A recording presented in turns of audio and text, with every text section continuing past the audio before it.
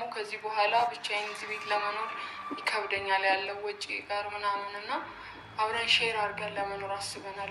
እሱም ደግሞ ጓደኛዬ ስለሆነ ቢኒ ታውቀዋለህ። ሁሌ እንደዚህ አትበይ። የራስሽ ጉዳይ አይመለከትም። ስማ በቃ ዝም በል። ከዚህ በላይ ጭቅጭቅ አስጠልቶኛል። ናቲ አንተ ከሄድክ በኋላ ብቻዬን ነው የምሆነው። ምን ሆነ ነው? የዛ ሰው ያስፈልገኛል። ቢኒ ደግሞ ያለው ልጅ እውነት ቢኒ በጣም አመሰግናለሁ። እውነት በጣም አትኖሪም ወይ ከሱ ጋር ትኖሪያለሽ ወይ ከእኔ ጋር ትኖሪያለሽ? በቃ አለቀ። ውሳኔ ይሄ ነው። ተረጋጋ ናቲ። ምን ይሆንክ ነው? አንቺ ምንድን ነው ተረጋጋ የምትይኝ? እያናደርሽ ይኸውና በቃ እንደውም ያሰብነው ማለት ነው አንዳንድ ጋር መሰላለ ያ ማለት አንተ ሰው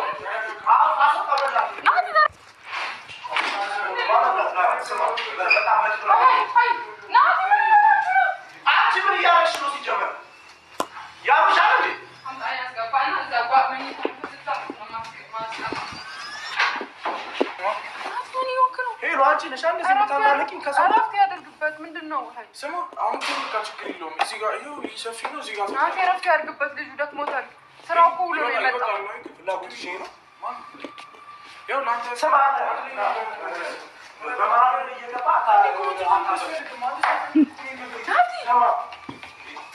ምን እያደረግሽ ነው?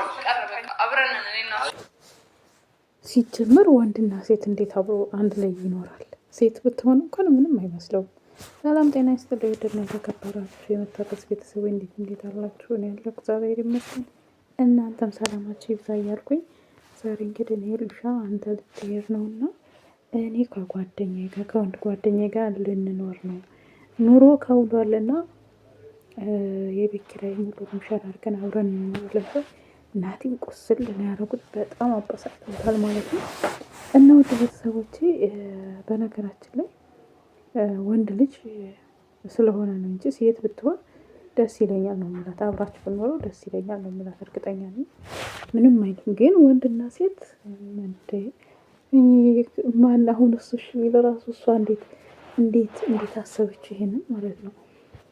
ማለት እናቴ በቃ እሺ በቃ ፍላጎትሽ ይሁንልሽ ቢላት አስባችሁታል? አንድ ቤት ውስጥ እኮ ስትኖሩ እየተላመዳችሁ ስትሄዱ ወደ ሌላ ነገር ይቀየራል ማለት ነው። ወንድና ሴት ወይ ዘመዳችሁ ወይ እህታችሁ ወይ ወንድማችሁ ወይ ዘመድ ካልሆነ አንድ ቤቱ መኖር ከባድ ነው። ወንድና ሴት እና ሄሉሻ እኔ የምለው አሁን እናቴ እንደውም ሲሄድ የወንድ ጓደኛ ባታበዥ መልካም ነው። ምክንያቱም አንዳንዴ በርቀት ያለ ፍቅር ብዙ ፈተና ይበዛበታል። ተነጋግረሽ እንኳን የማትረሺው ነገር ነው እና ናቲ ብትደማመጡ መልካም ነው። ወደፊት ራሱ ያማረ ጥሩ ጊዜ ታሳልፋላችሁ ብትራራቁ። ግን እሱ ሜዲሽን ካልሰማሽ በልክ የምትሆኝ ከሆነ ብዙ ጓደኛ ቤትሽ የሚበዛ ከሆነ አሁን እንዳየሽ እንደዚህ ተንጨርጭሮ መጨረሻ ላይ ወደ ጠብ ነው የምታመሩት። ስለዚህ እሱ ራሱ ያለው ናቲ የወንድ ቤስት ፍሬንድ የሚባል ነገር የለም ያለው። ሴት ልጅ አንድ ጓደኛ ካላት የወንድ ቤስት ፍሬንድ፣ ወንድ ልጅ አንድ ጓደኛ ካለው የወንድ ቤስት ፍሬንድ እኔ አላቅም። በነገራችን ላይ ደስ የማይል ነገር ስለሆነ ማለት ነው። እና ውድ ቤተሰቦቼ እናንተስ ምን ትላላችሁ? እንዴት ነው ወንድና ሴት አንድ ላይ ይኖራሉ? እንዴት እናሰበችው ማለቴ እንዴት እሱ በርቀት ሆኖ አስባችሁታል? እንደ እህቴ ነው የማያት እንደ ወንድሜ። ይሄ ዝም ብሎ እኮ ነው ወንድም ሆነ እርግጠኛ ነኝ እንደ ወንድም ሪል የሆነ ያ አባባል እኔ ከሌን የማየው እንደ ወንድሜ ነው፣ ከሌን የማያት እንደ እህቴ ነው የሚባል አባባል ስለሆነ ነው እንጂ እርግጠኛ ነኝ ወንድምና በሩቅ እንኳን ብትሆኑ ኦኬ አይደለም። አንድ ቤት ውስጥ ሆናችሁ በርቀት ሆናችሁ ቀን በቀን የምትገናኙ ከሆነ ወደ ሌላ ነው የሚያመራው ማለት ነው። ወደ ሌላ ነው። እኔ የሴት የወንድ ጓደኛ ባይኖርስ ጥሩ ነው ብዬ ነው የማስበው። እናቴ እንደዛ ያልኩበት ምክንያት ናቲ አሁን በርቀት ላይ ስለሆነ ሌላ ነገር ነው የሚሰማው፣ ሌላ ነገር ነው የሚያስበው።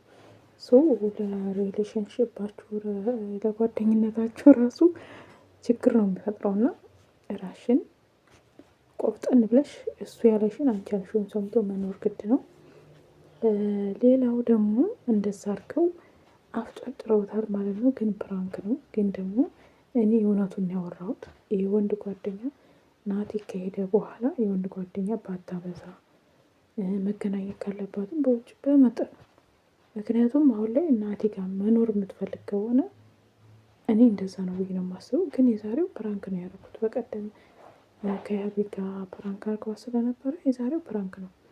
ሆኖም ግን ርቀት ላይ ስትሆኑና አብራችሁ ስትኖሩ ይለያያል። ገባችኋ? ስለዚህ ከቤስት ጓደኛዬ ነው ወንድሜ ነው እህቴ ነው ምናምን የሚባለው ነገር እንደዚህ አይነት ነገር ቢቀርብ ነው የምለው። እንኳን እህቴ ናት ምናምን ብትል ሴት ለሴት እንኳን ችግር የለውም። ሴት ጓደኛዋ ምናምን እንደዚህ ወንድ ጓደኛ ግን ካበዛች አሁንም የናቲና የሄሉ ጉዳይ ከባድ ነው። ደግሞ በእርግጥ ትዕግስት መታገስ የሚባለው ነገር ሁለቱም ጋር ስለሌለ ብዬ ነው እንደዚህ የማወራው። ትዕግስት ግን ያስፈልጋል። የምሬ ነው የምላችሁ። አሁን ላይ ራሱ እንዴት እንደሆነ አይታችሁታል። እና ማንኛውም ውድ ቤተሰቦቼ እናንተም እስኪ ሀሳብ አስተያየታችሁን የአንድ ሴት ልጅ ጓደኛ ወደፊት ማታገባው ትዳር ይሆነኛል ብላ የምታስበው ወንድ ካላት ቤስት ፍሬንድ የሚባለው የወንድ ጓደኛ ቢኖራት ምን አይነት ስሜት ይሰማዋል? ጓደኛዋ ሪል የሆነ ጓደኛዋ ወንዱም እንደዛው ማለት ነው። እና ይሄ ጥያቄ ለእናንተ ኮሜንት ላይ ያስቀምጡ። ሌላው ሲቀጥል ደግሞ በርቀት ሆኖ ትዳር ይከብዳል፣ ሪሌሽንሺፕ ይከብዳል ብዙ ጊዜ ማለት ነው። ይህን ነገር ትዕግስተኛ ሆኖ ማለፍ አለበት ብዬ ነው የማስበው።